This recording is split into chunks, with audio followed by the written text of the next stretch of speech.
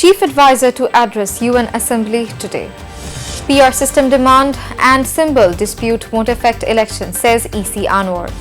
BNP begins candidate selection preliminary list in October.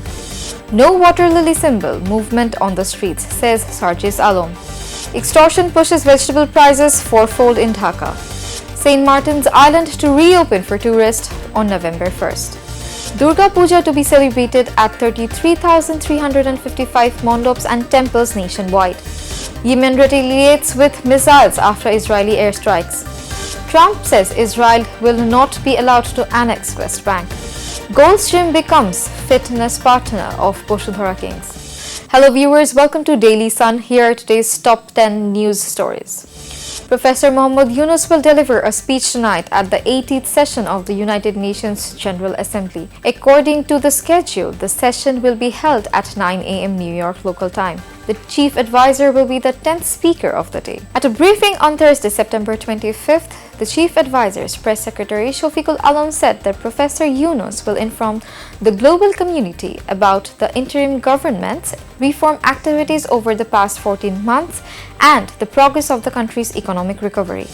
Election Commissioner Anwarul Islam has said the Jamaat's demand for a proportional representation PR system and the National Citizen Party NCP's symbol-related complications will not affect the upcoming 13th national parliamentary election.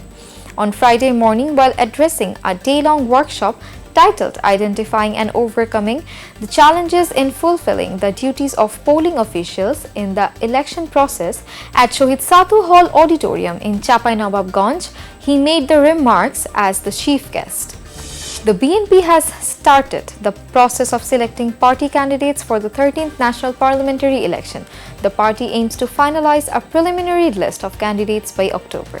According to a high-level party source, the BNP leadership is working in various ways toward this goal. Alongside selecting its own candidates, the BNP policymakers also want to quickly settle the matter of seat sharing and nominations with allied parties in the simultaneous movement. Regarding the symbol crisis of the National Citizen Party NCP, the party's chief organizer from the northern region, Sarjis Alam, said, "We will contest the election with the water lily symbol. If the symbol is not granted, our solution will be on the streets." He made this statement at a press conference following a coordination meeting of the party at Hobiganj Municipal Town Hall on Thursday night. Due to extortion and other factors, vegetable prices have sharply risen in Dhaka's markets. Traders have to pay multiple layers of extortion while transporting vegetables from different parts of the country to the capital. Added to this are the profits of middlemen and weak market monitoring. As a result, by the time vegetables reach Dhaka's retail markets, prices increase 3 to 4 times. Consequently, farmers are not receiving fair prices while consumers are being overcharged.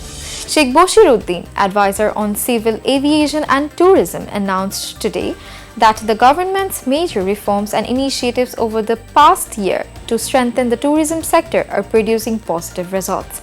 He also declared that from November 1st, St. Martin's Island will reopen for tourists.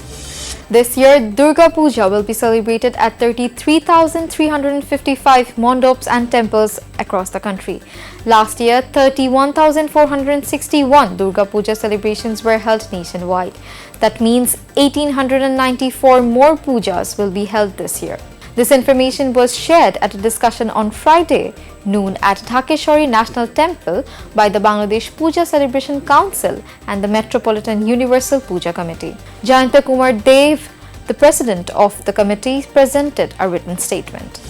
On Thursday, September 25th, occupying Israel forces carried out at least 12 airstrikes targeting residential areas and civilian infrastructures in Yemen's capital, Sana'a. Local sources said at least 8 people were killed and 142 injured in the attacks.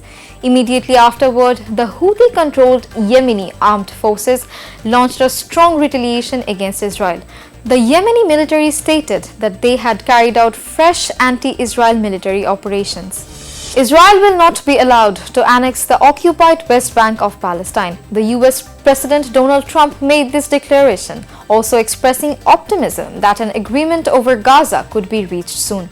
The British news outlet BBC reported this on Friday, September 26. International Fitness Center Gold's Gym is known as the world's largest gym chain, popular among celebrities worldwide.